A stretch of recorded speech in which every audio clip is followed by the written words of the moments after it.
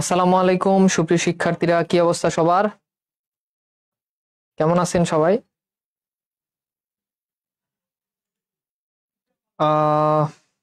ওকে, so আশা করি ভালো আছেন। আমার কথা কি শোনা যাচ্ছে কিনা এবং সাউন্ডটা ওকে আছে কিনা আমাকে এটা একটুখানি জানাবেন।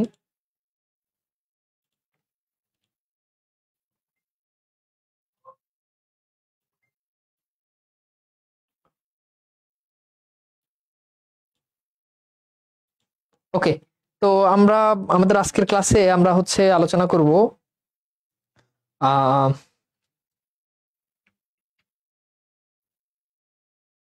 আমাদের আজকের ক্লাসে আলোচনা করব আমরা সংখ্যাবাচক শব্দ এবং আমরা আলোচনা করব আমাদের যেই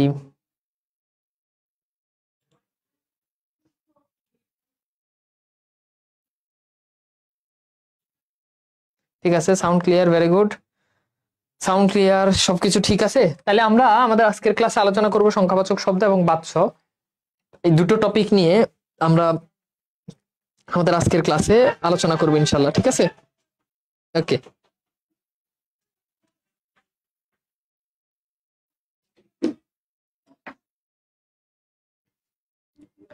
তো সবাই একটু জয়েন করে ফেলেন আর আমাকে একটুখানি জানাবেন যে সবকিছু ওকে আছে কিনা এন্ড আমরা আমাদের আজকের ক্লাসটা শুরু করতে পারবো কিনা।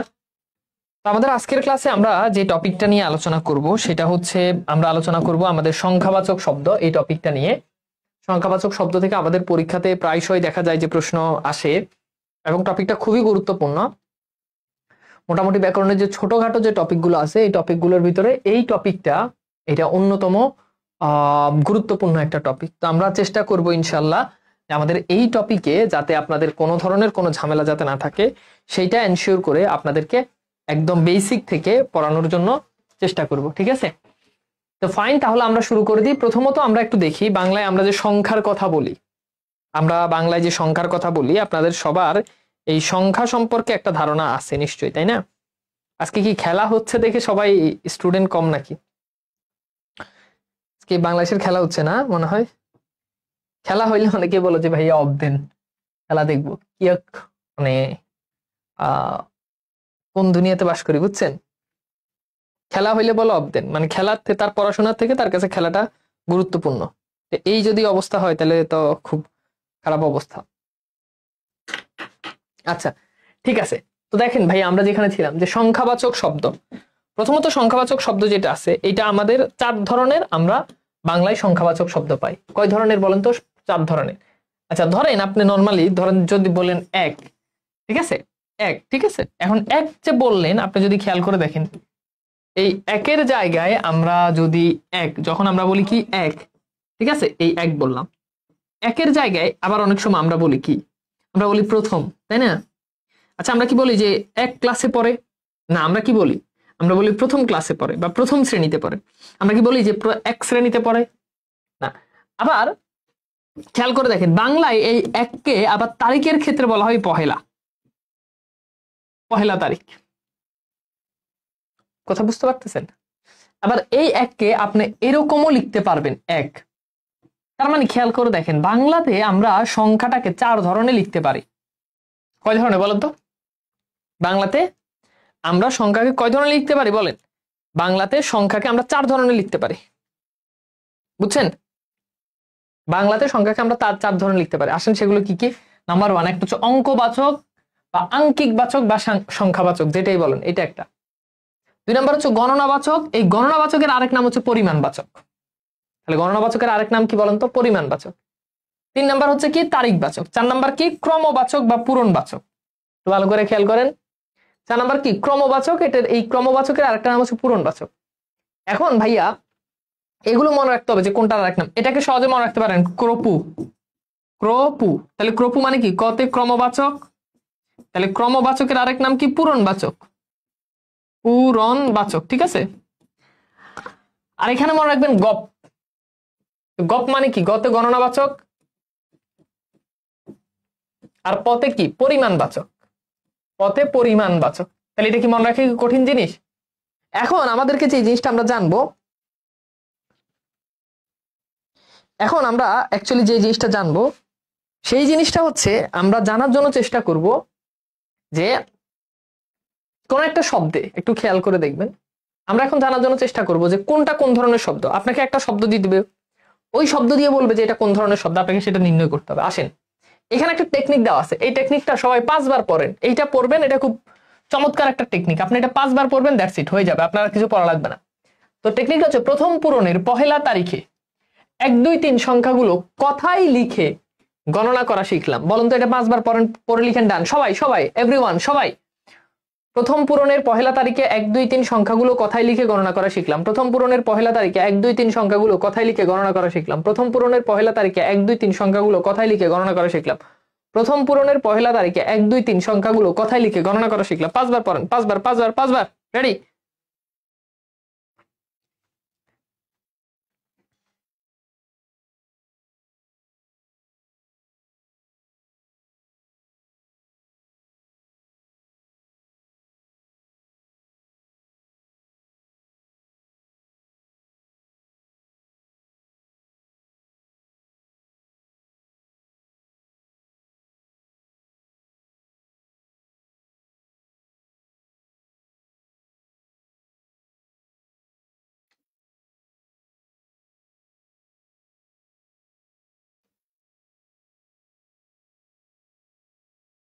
দ্রুত প্লিজ।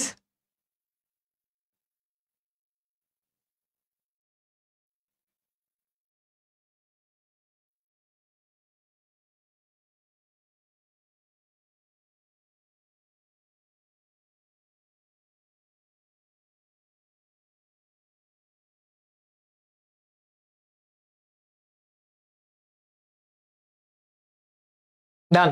এবার দেখেন, এই জায়গাটা থেকে আপনি খুব সহজেই আপনি বের করতে পারবেন কোনটা কোন ধরনের শব্দ। এটা আপনি খুব সহজে বের করতে পারবেন, মানে আপনি চিন্তাই করতে পারবেন না যে ভাই আপনি এত সহজে কিভাবে এই জিনিসটা শিখাই দিলেন। এই যে দেখেন প্রথম, এই যে মনে রাখবেন প্রথম, দ্বিতীয়, তারপর কি তৃতীয়, বুঝছেন, চতুর্থ, এই ধরনের যে শব্দগুলো, পঞ্চম, দশম, এগুলো হচ্ছে পূরণবাচক। আর পূরণবাচকের আরেক নাম কি? ক্রমবাচক। তাহলে এগুলো কি? এগুলো হচ্ছে ক্রমবাচক বা পূরণবাচক। শেষ। তাহলে প্রথম, দ্বিতীয়, তৃতীয়, চতুর্থ, পঞ্চম, ষষ্ঠ, অষ্টম, নবম, দশম, একাদশ, দ্বাদশ, ত্রয়োদশ, চতুর্দশ যা আছে সব কি? ক্রম বা পূরণবাচক।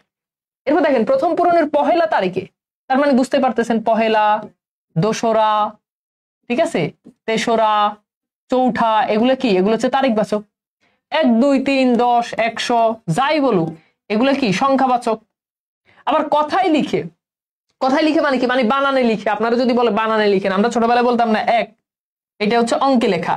কথায় লেখা মানে কি? বানানে লেখা, 1 ও 1। তাহলে আপনি এটাকে বানানে লিখেন, কথায় লিখে। তাহলে খেয়াল করে দেখেন, আপনি কথায় লিখেন 1 2, হ্যাঁ, 10, তারপর কি 11 11। তাহলে এই যে কথায় যেগুলো লিখেন, এগুলো কি? এগুলো হচ্ছে গণনাবাচক। এগুলো কি বাচক? গণনাবাচক, ঠিক আছে। আর গণনাবাচকের আরেক নাম কি? পরিমাণবাচক। পরিমাণবাচক। এবার বলেন কনসেপ্ট ক্লিয়ার কিনা, কোনটা কোন ধরনের সংখ্যাবাচক শব্দ। এটাতে আর ভুল করবেন? বলেন। সহজ না? একদম সহজে পড়ে দিলাম না?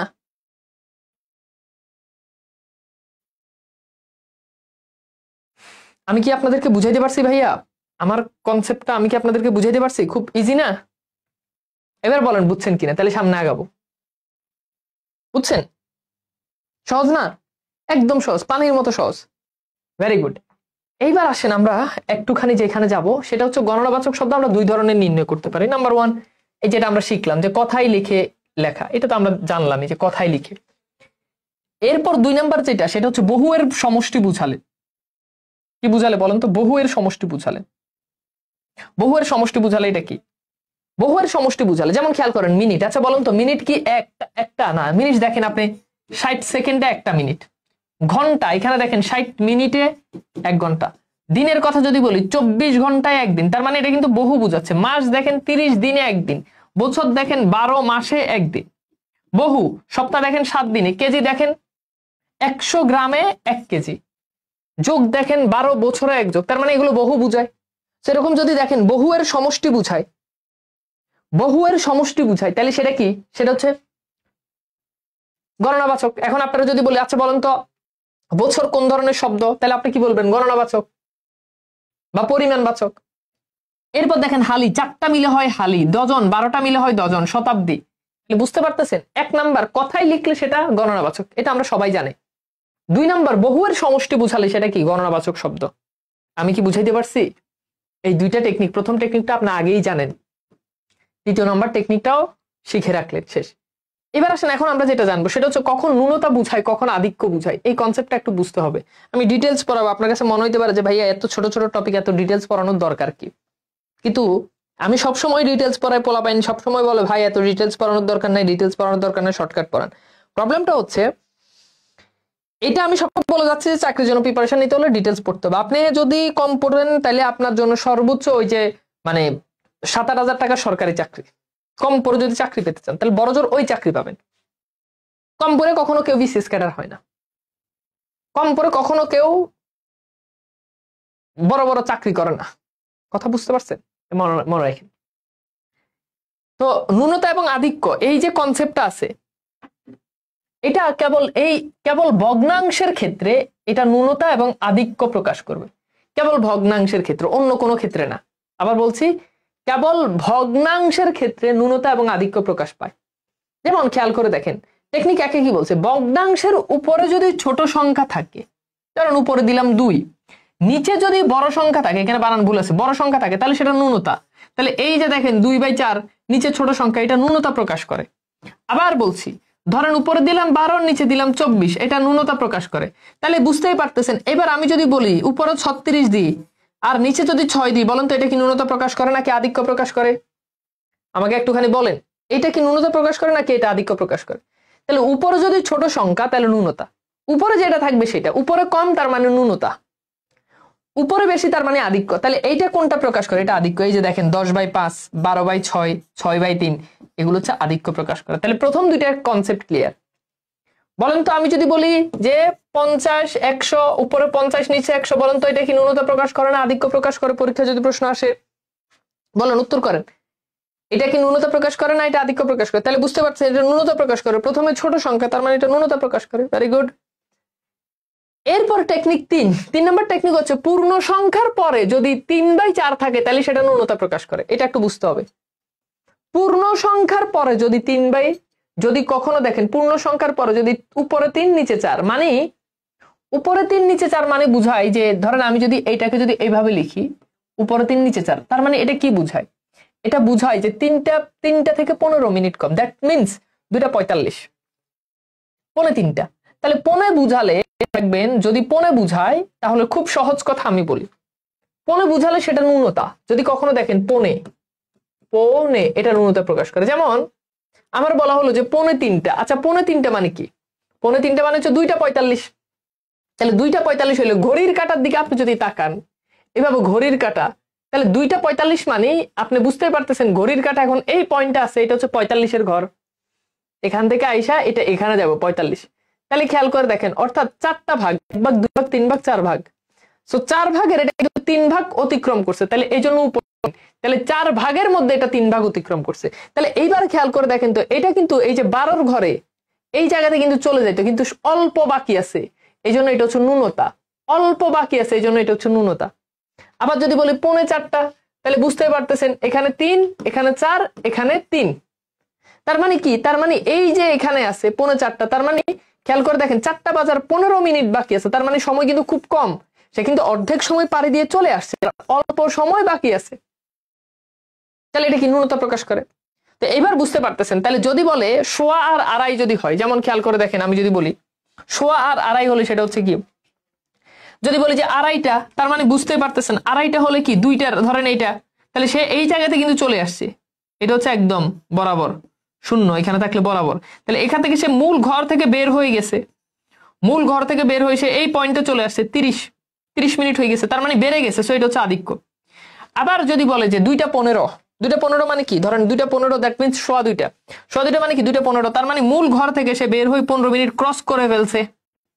সো সহজ কথা হচ্ছে 15 বুঝালে ন্যূনতা আর 2.5 বুঝালে আধিক্য প্রকাশ করে। আমি কি বুঝাইতে পারছি এটা? 15 বুঝালে যদি দেখেন যে 45-এর ঘরে আছে 2টা 45, 3টা 45, 6টা 45, যা বলুক, মানে আপনার 15 থাকলেই সেটা ন্যূনতা প্রকাশ করে। কিন্তু 1.25 বুঝালে 2টা 15, 3টা 15, 6টা 15, 20, 10টা 15, অথবা আড়াইটা অথবা 3:50 অথবা 5:50 এই ঘরে থাকলে সেটা হচ্ছে আধিক্য প্রকাশ হবে, কারণ এটা মূল সংখ্যা, এই পয়েন্ট থেকে এটা বেড়ে গেছে, এই জন্য এটা।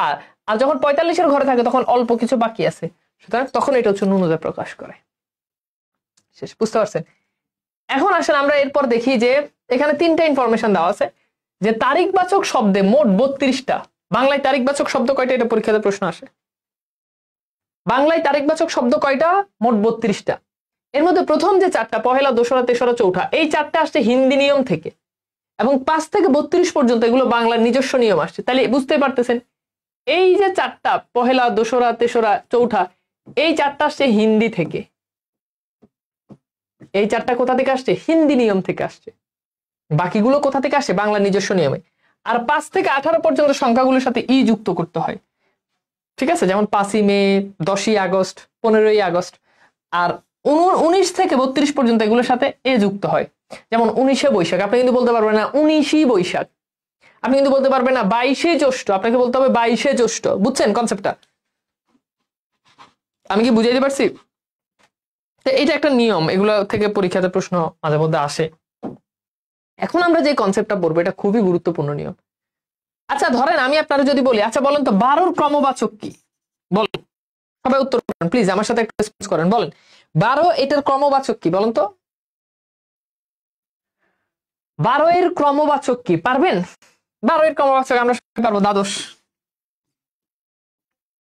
আচ্ছা ঠিক আছে, এবার আমি যদি আপনারা বলি, বলেন 21-এর ক্রমবাচক কি পারেন? বলেন, না পারলে বলেন যে পারি না, পারলে লিখেন, আমার কথা বুঝেন। আপনার খেয়াল করে দেখেন, আমি যদি 1-এর ক্রমবাচক বলি তো প্রথম, 2-এর দ্বিতীয়, এভাবে 12, দ্বাদশ, 13, ঠিক আছে? তো 21-এর কি বলেন? পারেন? পারেন না জানি, অনেকেই পারেন, একজন পারবেন। আচ্ছা তাও যদি তাহলে বলেন 44-এর ক্রমবাচক কি পারেন? 21-এর ক্রমবাচক কি পারেন? 44-এর ক্রমবাচক কি পারেন? পারেন কিনা? পারেন না। তাহলে পরীক্ষাতে আসতে পারে যে 44-এর ক্রমবাচক কি, কথা বুঝেন? 44-এর ক্রমবাচক কি পারেন? পারেন, এই যে কেউ পারে না। মিঠুন চক্রবর্তী, একবিংশ। তাহলে বলো 44-এরটা কি বলেন? 44-এরটা কি বলেন? পারেন? পারেন না। গুড। এবার আসেন, এখানে আমরা একটা চার্ট আঁকছি। এই চার্টে প্রথমটা হচ্ছে 1, দ্বিতীয় হচ্ছে দাবাদি, এরপর হচ্ছে ত্রয়োবাত্রী, চতু, পঞ্চ, ষট বা ষোড়, সপ্ত, অষ্ট বা অষ্টানব। আর এখানে দেখতে পাচ্ছেন 10। তো 1-এর ক্রমবাচক হচ্ছে 10, 2-এর হচ্ছে বিংশ, ত্রিংশ, ঠিক আছে? চত্বারিংশ, পঞ্চাশতম, ষষ্ঠীতম, সপ্ততিতম, আশিতম, নবতিতম। এই চারটা একটু মনে রাখতে হবে, তাহলে এই চারটা ধরেন আমাকে বলো 44-এর ক্রমবাচক কি। তো আপনাকে যেটা করতে হবে, যেহেতু আপনার কাছে বলছে যে 44-এর ক্রমবাচক, তাহলে এখানে একটা টিক্স খাটাতে হবে। সেই টিক্সটা কি? সেই টিক্সটা হচ্ছে প্রথমে 44-এর মূল সংখ্যাটা কত? মূল সংখ্যাটা হচ্ছে ডেফিনেটলি 40। তাহলে 40 + 4, তাই না? এটাই তো 40 + 4, রাইট? তো এখানে 4টাকে প্রথমে নিয়ে আসবেন, 4, খেয়াল করেন ভালো করে, 4টাকে প্রথমে নিয়ে আসবেন, যোগ 40, ঠিক আছে? এখন 4-এর জন্য এই ঘর থেকে নিবেন কোনটা? চতু। এই ঘর থেকে নিবেন কি? চতু, যোগ। আর 40-এর জন্য এই ঘর থেকে নিবেন কি? চত্বারিংশ।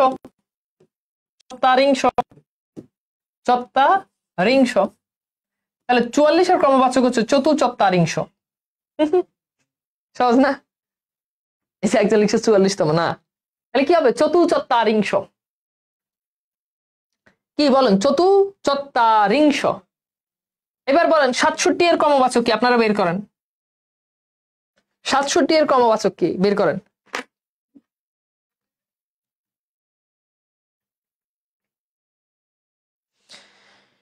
কি পারবেন?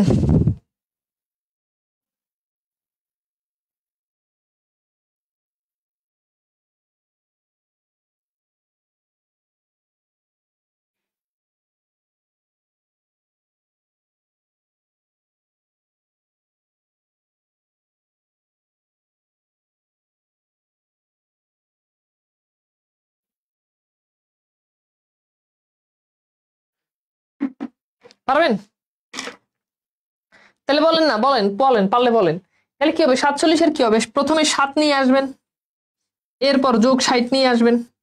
তাহলে 7-এর জন্য এখান থেকে নেবেন সপ্ত, তাহলে নিলেন সপ্ত। আর 60-এর জন্য এখান থেকে 6-এর ঘর থেকে নেবেন ষষ্ঠীতম, তাহলে সপ্ত ষষ্ঠীতম। শেষ। এইভাবে আপনি ক্রমবাচক শব্দ বের করে ফেলবেন। ঠিক আছে, বুঝছেন?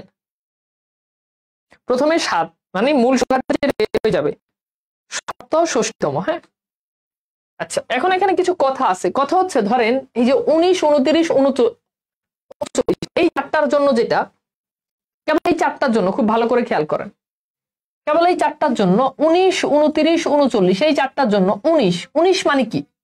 19 মানে হচ্ছে 20 মাইনাস 1, 20 থেকে 1 মাইনাস। তাহলে এই যে মাইনাস 1কে আগে নিয়ে আসেন, এরপরে 20। তাহলে এই মাইনাস 1-এর জন্য এখানে আসবে 1, আর 20-এর জন্য আমরা এই যে একটু আগে জানি এখানে 20-এর জন্য আসবে কি 20। তাহলে খেয়াল করে দেখেন 19 কি 29। তাহলে এইবার বলেন 29 কি হবে, এইবার বলেন 39 কি হবে, পারবেন? 29 কি হবে আর 39 কি হবে বলেন তো? তাহলে বুঝতে পারতেছেন 29 মানে কি 30-এর থেকে 1 কম। তাহলে মাইনাস 1 প্লাস কত, মাইনাস 1 প্লাস কত, প্লাস 30। তাহলে এখানে মাইনাস 1-এর জন্য 1 আর 30-এর জন্য আমি এইখান থেকে নিব কি 30। তাহলে কি হবে বলেন তো, 29। একই রকম মাইনাস 1 প্লাস 40, তাহলে 1 আর এইখানে আমি 40 নিব কি 44। তাহলে কি হবে 39।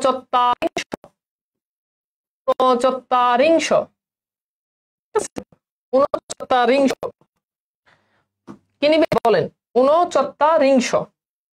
কথা কি বুঝতে পারছেন না বুঝেন নাই? 39। শেষ। বুঝতে পারছেন এই কনসেপ্টটা? বুঝতে পারছেন এই কনসেপ্টটা? বুঝছেন? বলেন। এই 3টার ক্ষেত্রে জিনিসটা একই রকম, কিন্তু এই 3টা ছাড়া বাকিগুলোর ক্ষেত্রে যেটা হবে, অর্থাৎ 49, 59, 69 এগুলোর ক্ষেত্রে কেসটা কেমন হবে একটু বুঝেন।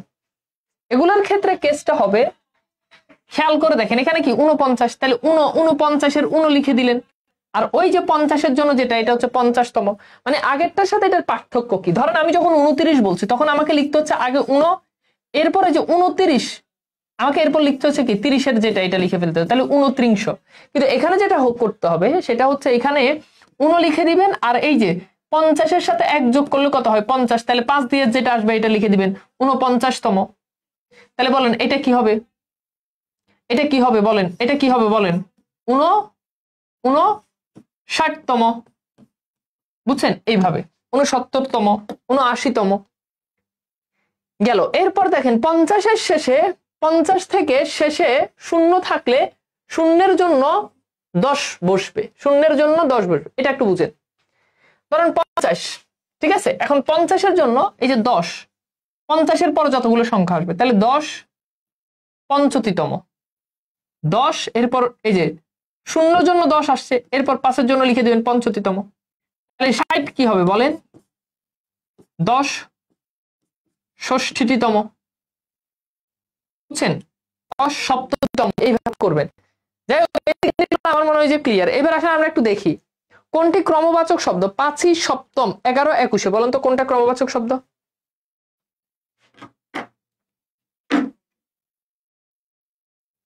কোনটা ক্রমবাচক শব্দ বলেন?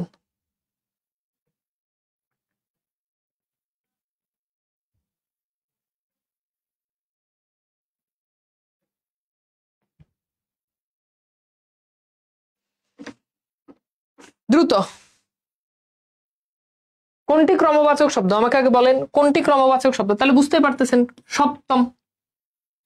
উত্তর কি? আনসার করতে হবে। উত্তর কি? সপ্তম। Very good. 5ই এখানে তো জাস্ট 5-এর সাথে যুক্ত করে দিছে, গণনাবাচক। পূরণবাচক, তাহলে পূরণবাচক মানে কি? আচ্ছা, এখানে কি বলছে কোনটা ক্রমবাচক? তাহলে পূরণবাচক মানে কি? ক্রপু মনে আছে, ক্রমবাচক। পূরণবাচক মানে ওই কি ক্রমবাচকই। তাহলে বলছে দ্বাদশ, 15, 19, 11। তো এখানেও বলেন কি হবে? সহজ সহজ প্রশ্ন, মানে একটু যদি জিনিসটা ভালো করে যদি বুঝেন তাহলে দেখবেন যে ক্লিয়ার। তাহলে উত্তর কি? উত্তর হচ্ছে দ্বাদশ। পূরণবাচক কোনটা? একক, 1, প্রথম, পহেলা। বলেন তো কি হবে পূরণবাচক কোনটা? এগুলো একদম সব, যে এটা 2023-এর প্রশ্ন।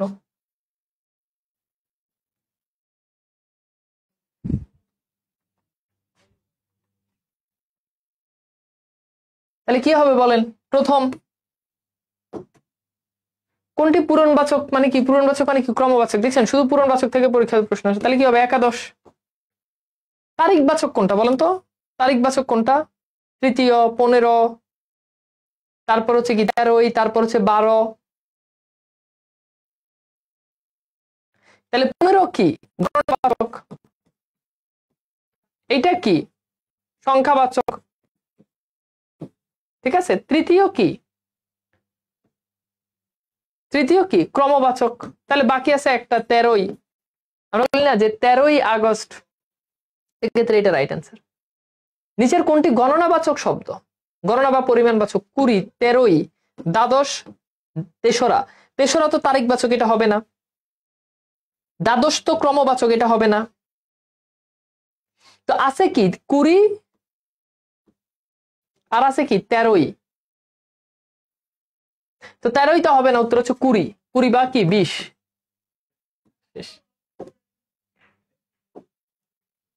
সপ্তাহ কোন ধরনের? তাহলে বলছি বহু এর সমষ্টি, মনে আছে? সপ্তাহ, ডজন, মাস, বছর,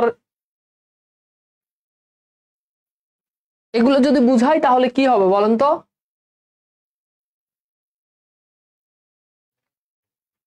তাহলে কি হবে বলে? তাহলে কি আমরা পড়ছিলাম ক্রমবাচক বা কি পরিমাণবাচক? তাহলে উত্তর হচ্ছে পরিমাণবাচক। শেষ, সিম্পল। বুঝছেন? নতুন বই অনুসরণ এই জায়গায় করা যাবে না, এই জায়গায় পুরনো বই অনুসরণ করতে হবে। বুঝছেন? কারণ বেসিক জিনিস পুরনো বই অনুসারে এখানে আসলে হয়েছে। ওকে, এবার আসেন বাচ্চ। একটু সংক্ষেপে আপনাদেরকে বাচ্চ পরীক্ষাতে মাঝে মধ্যে প্রশ্ন আসে, আমরা একটু বাচ্চ যেটা এটা একটু ভালো করে বুঝতে। প্রথমত হচ্ছে বাচ্চ হচ্ছে 3 ধরনের। কয় ধরনের বলেন? বাচ্চ হচ্ছে 3 ধরনের। নাম্বার 1, একটা হচ্ছে কর্তৃবাচ্য, এটাকে ইংরেজিতে বলো ভয়েস। 2 নাম্বার হচ্ছে কর্মবাচ্য। 3 নাম্বার হচ্ছে ভাববাচ্য। এন্ড লাস্ট 4 নাম্বার হচ্ছে কর্মকর্তৃবাচ্য। কর্তৃবাচ্য। ঠিক আছে, এটা। এবার আসেন, মেগা এক্সামের ঘোষণা করা হয়ে গেছে ভাইয়া। যে এক্সাম যখন ঘোষণা হয়, এক্সামগুলো কারোর জন্য আসলে এক্সাম তো পিছানো যাবে না। এক্সাম যেই টাইমে অ্যানাউন্স করা হয়েছে ওই টাইমে আপনাদেরকে 10টা ক্লাস শেষ হওয়ার পরেই আপনাদেরকে বলে দেওয়া হয় যে আপনারা ভালো করে প্রিপারেশন নেন, এক্সামের ঘোষণা দিয়ে দেওয়া হবে। এখন তারপরেও যদি না পড়েন তাহলে বলেন কি করতে হবে?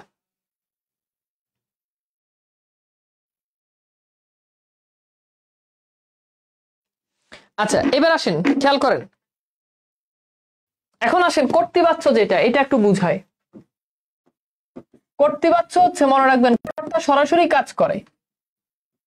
কর্তৃবাচ্যে কর্তা সরাসরি, কর্তৃবাচ্যে কর্তা কি করে? সরাসরি কাজ করে। কর্তৃবাচ্যে কর্তা কি করে? সরাসরি কাজ করে। আসেন খেয়াল করে দেখেন, আমি যদি বলি যে শিক্ষক পড়ায়, শিক্ষক সরাসরি পড়াচ্ছে। আমি যদি বলি যে ঝর্ণা ফুল তুলে, তাহলে ঝর্ণা এই ফুল তোলার কাজ ঝর্ণা সরাসরি করতেছে। খেয়াল করে দেখেন, ঝর্ণা ফুল তুলে, এই ঝর্ণা যে ফুল তুলে এটা সে নিজেই সরাসরি করতেছে। বুঝছেন? যেমন আসেন, এরকম আরো হইতে পারে, শরতে ফুল ফুটে। এখন আপনি বলতে পারেন যে ভাইয়া ফুল ফুটে, এখানে দেখেন এই যে ফুল নিজে নিজেই ফুটে। ঠিক আছে, শরতে ফুলটা নিজে নিজেই ফুটে। ঠিক আছে, তার মানে এগুলো কি? এগুলো হচ্ছে আমাদের কর্তৃবাচ্য, অর্থাৎ কর্তা যখন সরাসরি কাজ করে। কর্মবাচ্যের কনসেপ্টটা কি? কর্মবাচ্য একটু বুঝতে হবে। কর্মবাচ্যে সাধারণত কি থাকে? কর্মবাচ্যে সাধারণত তৃতীয়া বিভক্তি প্লাস ইত প্রত্যয় থাকে। তৃতীয় বিভক্তি কি জানেন? তৃতীয় বিভক্তি কি? দ্বারা দিয়ে কর্তৃক। যেমন খেয়াল করে দেখেন, আমি যদি বলি যে নজরুল কর্তৃক গীতাঞ্জলি রচিত হয়েছে। নজরুল কর্তৃক গীতাঞ্জলি রচিত হয়েছে। তাহলে খেয়াল করে দেখেন, এই যে কর্তৃক তৃতীয় বিভক্তি, রচিত, এখানে খেয়াল করে দেখেন ইত প্রত্যয় আছে। তো এইটাকে বলা হয়, এটা হচ্ছে কি? কর্মবাচ্য। ঠিক আছে, বইতে ওই যে কর্ম কর্তৃবাচ্য যেটা, এটা আসলে মূল প্রকার না, বুঝছেন? কর্ম কর্তৃবাচ্য যেটা, এটাকে আসলে মূল ইয়ে ধরে নাই, এটা হচ্ছে সমস্যা। যেমন খেয়াল করে দেখেন, বললো যে পুলিশ কর্তৃক চোর ধৃত হয়েছে, ধৃত মানে ধরা পড়েছে, ধৃত হয়েছে। তাহলে খেয়াল করে দেখেন, এই যে কর্তৃক তৃতীয় বিভক্তি, ধৃত ইত প্রত্যয় আছে, সুতরাং এটা হচ্ছে কি কর্ম কর্তৃবাচ্য, শেষ। এবার আসেন ভাববাচ্য। ভাববাচ্য খুবই সহজ, ভাববাচ্য খুব সহজ, বুঝছেন? ভাববাচ্য আর কর্ম কর্তৃবাচ্য মানে এগুলা কঠিন কিছু না, আপনাকে জাস্ট আমি একটা বার দেখাই দিব, একটা বার ধরাই দিব, আপনি এরপরে নিজে নিজে এগুলো পারবেন, বুঝছেন? আপনাকে খালি দেখাই দিব, আপনি খালি ধরাই দিলে আপনি পারবেন, এগুলো কঠিন কিছু না। এবার আসেন ভাববাচ্য মানে কি, যেখানে ক্রিয়ার ইয়ে থাকবে, ঠিক আছে? সাধারণত ভাববাচ্যে যেটা দেখা যায় সেটা হচ্ছে শেষে দুইটা ক্রিয়া থাকে, শেষে দুইটা ক্রিয়া, যদিও শেষে দুইটা ক্রিয়া থাকে না, একটা ক্রিয়াবাচক বিশেষ্য থাকে, বাট বোঝানোর জন্য আমি এটাকে ক্রিয়া বলতেছি যাতে আপনি ভালো বুঝতে পারেন। এমন খেয়াল করে দেখেন, আমি বললাম আমার যাওয়া হলো না, আমার যাওয়া হলো না, তাহলে কি দেখেন, এই যে যাওয়া এটা কিন্তু ক্রিয়া, মানে অ্যাকচুয়ালি এটা ক্রিয়া না, এটা ক্রিয়াবাচক বিশেষ্য, বাট আমি এমনিতে ক্রিয়া ছাড়া অন্য কিছু বলবেন না, ঠিক আছে? আচ্ছা, এরপর খেয়াল করে দেখেন, আমি বললাম যে আশা হলো, রহিমের আশা হলো, তাহলে আশা এটাও কি একটা ক্রিয়ার ভাব আছে, বুঝতে পারতেছেন? আশা তো ডেফিনেটলি কাজ, আশা হলো, শেষ। সেটা হচ্ছে ভাববাচ্য, বুঝছেন? ভাববাচ্যের কনসেপ্টটা বুঝছেন? শেষ। ভাববাচ্য খুবই সহজ, মানে আপনি ভাববাচ্য, হ্যাঁ গুড। এবার আসেন লাস্ট আমরা যেটা পড়বো সেটা হচ্ছে কর্ম কর্তৃবাচ্য। এগুলো থেকে পরীক্ষাতে প্রশ্ন খুবই কম আসে, নেক্সট গত মনে হয় মানে 44 বিসিএস একটা প্রশ্ন হঠাৎ করে চলে আসছে, বুঝছেন? কর্ম কর্তৃবাচ্য। আচ্ছা, কর্ম কর্তৃবাচ্য কি, যেখানে যেখানে কর্তা নাই, কর্তা যেখানে যেখানে কর্তা নাই কিন্তু, হ্যাঁ যেখানে কি নাই, কর্তা নাই, কর্ম কাজ করে, কর্ম কাজ করে,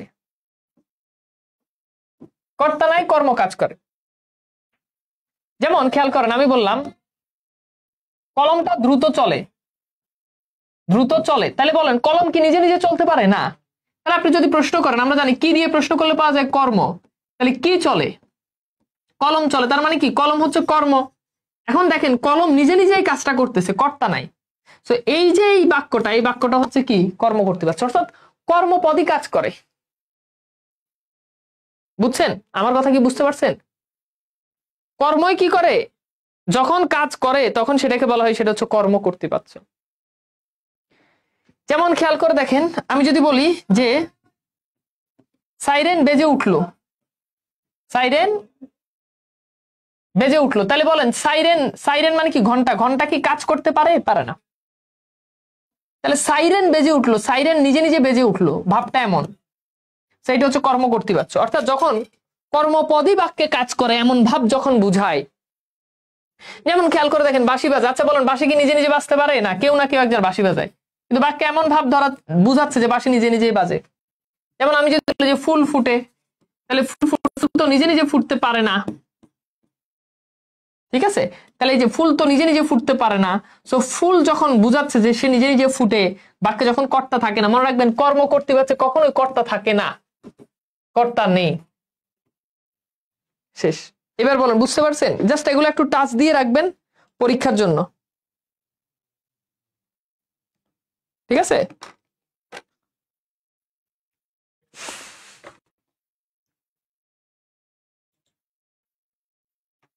এবার বলেন আমি কি বুঝাইতে পারছি? এই জিনিসগুলোই জাস্ট একটু ভালো করে পড়বেন, এগুলো জাস্ট ছোট টপিক, ভালো করে পড়ে রাখেন। আমার মনে হয় যে এগুলো যদি ভালো করে যদি পড়তে পারেন, ইনশাল্লাহ আপনাদের মানে ছোট ছোট টপিক গুলো যদি মানে ভালো করে যদি পড়তে পারেন, তাহলে মোটামুটি দেখবেন যে একটা ভালো মানে ধারণা হবে আপনাদের, আশা করি ইনশাল্লাহ। ঠিক আছে, তাহলে আজকের মতো আমরা ছোট ক্লাসটা শেষ করি। নেক্সট ক্লাস ইনশাল্লাহ আবার আপনাদের সাথে দেখা হবে। ভালো করে পড়াশোনা করবেন, আপনাদের মেগা এক্সাম আছে সম্ভবত, তো মেগা এক্সামের জন্য ভালো করে পড়বেন, আর আমরা যা যা পড়াই সব ভালো করে পড়ার জন্য চেষ্টা করবেন ইনশাল্লাহ, ঠিক আছে? ওকে, আজকে আমাদের আসলে মানে ছোট ছোট টপিক আছে ইয়েতে, তো এগুলো আসলে আমাদের খুব একটা বেশি সময় লাগে না পড়তে, খুবই অত্যন্ত ছোট ছোট টপিক। আমরা যদি একটু যদি গুরুত্ব দিয়েও যদি পড়ি মোটামুটি তাহলে পড়া হয়ে যায় ইনশাল্লাহ। ঠিক আছে, তাহলে আল্লাহ হাফেজ, ভালো থাকেন।